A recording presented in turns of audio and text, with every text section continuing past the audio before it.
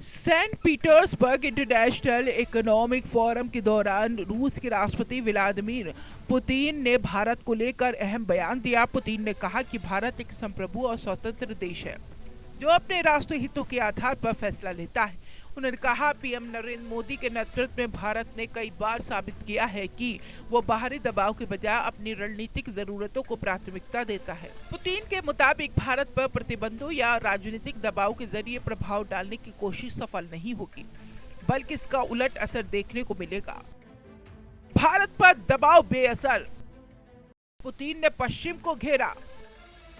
रूसी राष्ट्रपति ने 5वीं पीढ़ी के सुखोई 57 लड़ाकू विमान को लेकर भी बड़ा बयान दिया है। उन्होंने खुलासा करते हुए बताया है कि रूस ने पहले भारत के साथ मिलकर इस विमान के विकास का प्रस्ताव रखा था, लेकिन साझेदारी आगे नहीं बढ़ सकी। इसके बाद रूस ने अपने संसाधनों से एक प्रोजेक्ट को पूरा किया। पुतिन ने कहा कि सू-57 दुनिया की सबसे आधुनिक multi role stealth fighter jet में शामिल है और रूस इसे भारत को देने के लिए तैयार है। उन्होंने दावा किया है कि विमान हवाई वर्चस्व, सटीक हमलों और कई सैन्य अभियानों में सक्षम है। भारत को फिर मिला ऑफर, सू-57 पर रूस तैयार।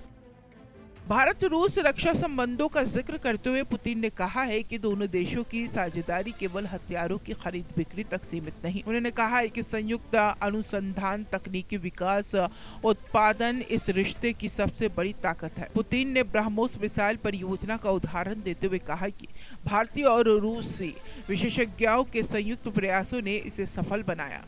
इसके मुताबिक ब्रह्मोस दुनिया की सबसे सफल रक्षा साझेदारियों में से एक है। भविष्य में भी दोनों देश रक्षा तकनीक के क्षेत्र में सहयोग को और मजबूत कर सकते हैं। अमेरिकी प्रतिबंधों की आशंका पर पूछे गए सवाल के जवाब में पुतिन ने कहा कि भारत अपने हितों के अनुसार रक्षा उपकरण चुनने के लिए पूरी तरह स्वतंत्र है। उन्होंने कहा है कि चाहे सू-57 हो या फिर S-500 जैसे उन्नत रक्षा सिस्टम, फैसला भारत को अपनी जरूरतों के अनुसार करना है। पुतिन ने आगे कहा कि एक समय नरेंद्र मोदी को अमेरिका का वीजा नहीं दिया गया था, लेकिन आज भारत अमेरिका संबंध मजबूत है। उनके अनुसार ये भारत की बढ़ती वैश्विक भूमिका और बदलते अंतर्राष्ट्रीय प्रभाव का स्पष्ट संकेत है।